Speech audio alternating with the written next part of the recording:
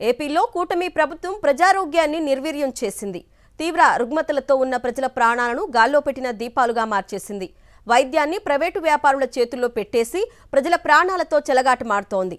Diarrhoea వంటి చిన్న వ్యాధిని కూడా నియంత్రించలేక చేతులెత్తేస్తున్నారు.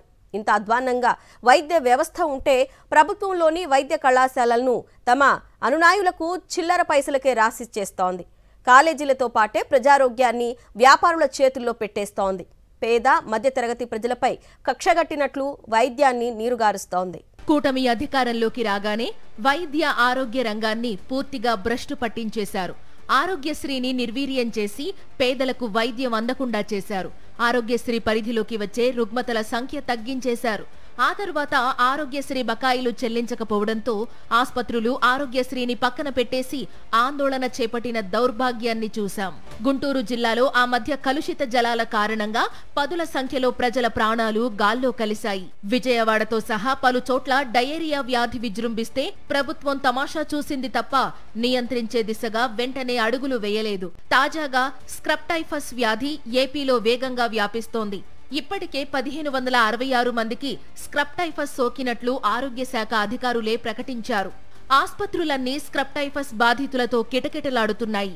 ఇప్పటికే ఈ వ్యాధి సోకి 9 మంది మరణించారని, మరణానికి దారితీసిన కారణాలపై లోతుగా అధ్యయనం చేస్తున్నామని అధికారులు చెప్పారు. ఇలా అంటూనే నాలిక మడత పెట్టి చనిపోయిన 9 మంది స్క్రబ్ టైఫస్ తోనే చనిపోయారని చెప్పలేమన్నారు. ఈ 9 మంది ఎలా చనిపోయారో తేల్చడానికి కనీసం 2-3 నెలలు పడుతుందని ముక్తాయించారు. ఆర్టిఫిషియల్ ఇంటెలిజెన్సీతో కబడ్డీ ఆడుకుంటామని చెబుతారు. క్వాంటమ్ కంప్యూటర్ను తెచ్చేస్తున్నామని కబుర్లు చెబుతారు.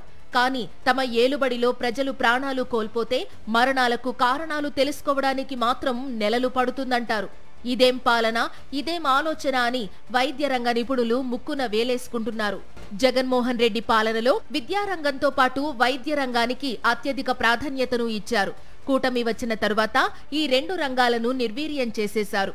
జగన్మోహన్ రెడ్డి హయాంలో కొత్తగా 17 మెడికల్ కాలేజీల నిర్మాణానికి శ్రీకారం చుట్టి 5 కాలేజీలను 2 ఏళ్ల క్రితమే ప్రారంభించేశారు.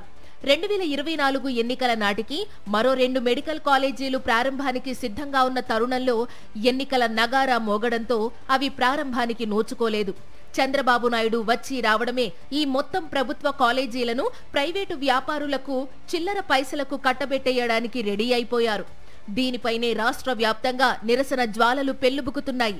మెడికల్ కాలేజీల ప్రైవేటీకరణకు వ్యతిరేకంగా రాష్ట్ర వ్యాప్తంగా ప్రజల నుండి 1 కోటి సంతకాల సేకరణకు వైఎస్ఆర్ కాంగ్రెస్ అధినేత జగన్మోహన్ రెడ్డి పిలుపునిచ్చిన సంగతి తెలిసిందే. అన్ని జిల్లాలు, నియోజకవర్గాల్లో దీనికి విశేష స్పందన వచ్చింది. 1 కోటి సంతకాల సేకరణ పూర్తి కాగానే వీటిని రాష్ట్ర గవర్నర్కు సమర్పించి ప్రైవేటీకరణ ఆపాలన్న జనం ఆకాంక్షకు అనుగుణంగా రాష్ట్ర ప్రభుత్వానికి ఆదేశాలు ఇవ్వాలని కోరనున్నారు. ఒక పక్క ఉన్న ప్రభుత్వ వైద్య వ్యవస్థలను ఎందుకు పనికి రాకుండా చేస్తున్నారు. మరోవైపు గత ప్రభుత్వం అద్భుతంగా కొనసాగించిన ఆరోగ్యశ్రీని నిర్వీర్యం చేస్తున్నారు. అంతిమంగా ప్రజల ఆరోగ్యానికి కూటమి పాలకులు పాడె కట్టేస్తున్నారని మేధావులు మండిపడుతున్నారు.